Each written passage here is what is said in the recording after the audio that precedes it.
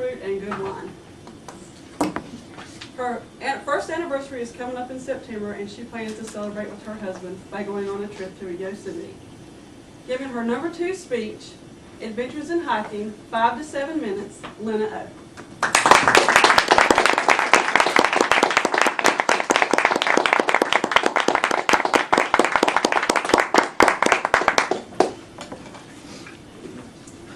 I love being in the outdoors, and that's probably the reason why we're going to Yosemite for our anniversary. Some of my favorite activities are camping, canoeing, cross-country skiing. Any activity in the outdoors, I love it. But my most favorite activity is probably hiking. No matter where you are, there's always a trail somewhere nearby.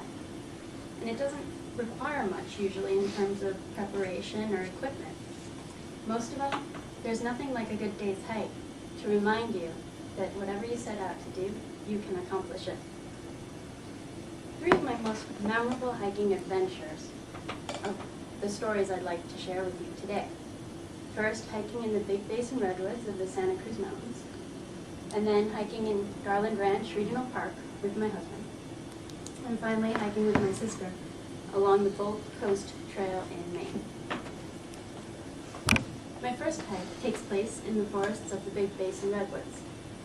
My sister Lisa and I decided to go on a hike. We chose a 10.5-mile hike that would take us through the redwoods and past the park's 4 waterfalls. We were going along just fine until we came to Silver Falls. Here the trail becomes very steep, very slippery, and very narrow, winding right down along the side of the waterfall. I was infused with a fear of heights. I was very reluctant to continue on, but there was no other way down, and we were already more than halfway through. We couldn't turn around. Instead, I sat myself down and very nervously and very slowly scooted myself all the way down the slope to the bottom of the falls, all the while terrified that I would fall right off the edge. At the bottom of the falls, I was finally able to enjoy the scenery as my heart rate slowed and my nerves eased. I was thankful I had made it all in one piece. My second story takes place at Garland Ranch. John and I had decided to go on a simple 6-mile hike that would take us up to a ridge overlooking the valley. I started out at a good pace for about the first 15 minutes. It was then that we realized the 1,600-foot elevation gain described in the hiking book happens in the first quarter of the hike. You really need to learn how to read those topographical maps. We continued on, but much slower now that we knew we had to save our energy for the rest of the hike. We eventually began to wonder if the trail would ever stop going up.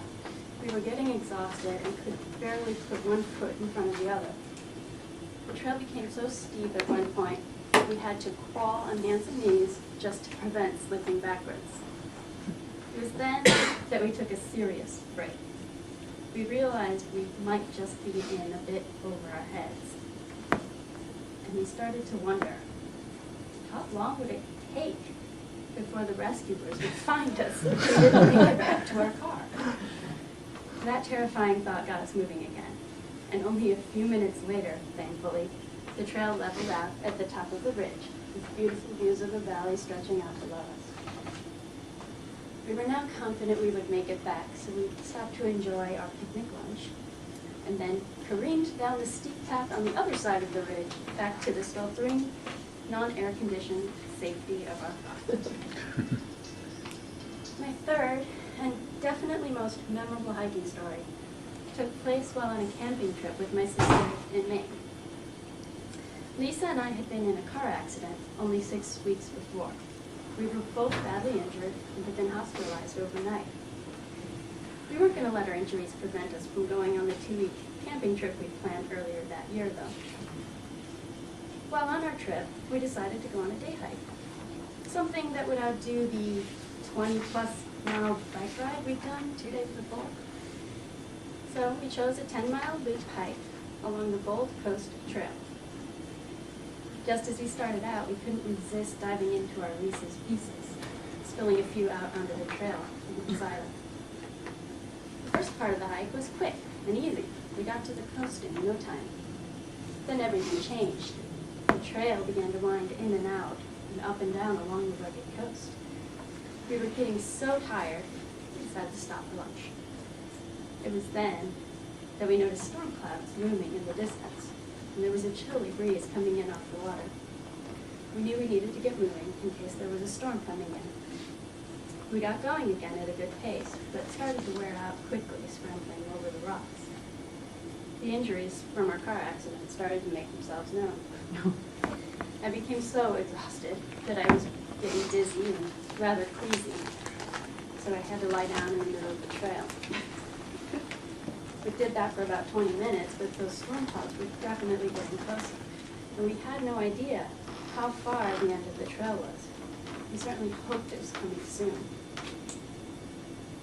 We were nearly in tears from our exhaustion when we came upon an amazing sight. Only a few steps in front of us, right there on the trail, were the few Reese's Pieces we dropped just as we started out. We were overjoyed. We now knew that the car was only a couple hundred yards away. The rest of the way to the car, we couldn't help laughing and calling out, E.T. Reminded of the movie by our own Candy Trail. Just as we got into our car, the first few raindrops began to fall on the windshield, and we had escaped the storm. I will always remember these hikes, but not for the beautiful surroundings they took me through. These hikes showed me that no matter what kind of obstacles I might have in front of me, I can get past them. If I can conquer my fear of heights, or overcome my own physical limitations, and finish a strenuous hike 6 weeks after a major car accident, I think I can do just about anything.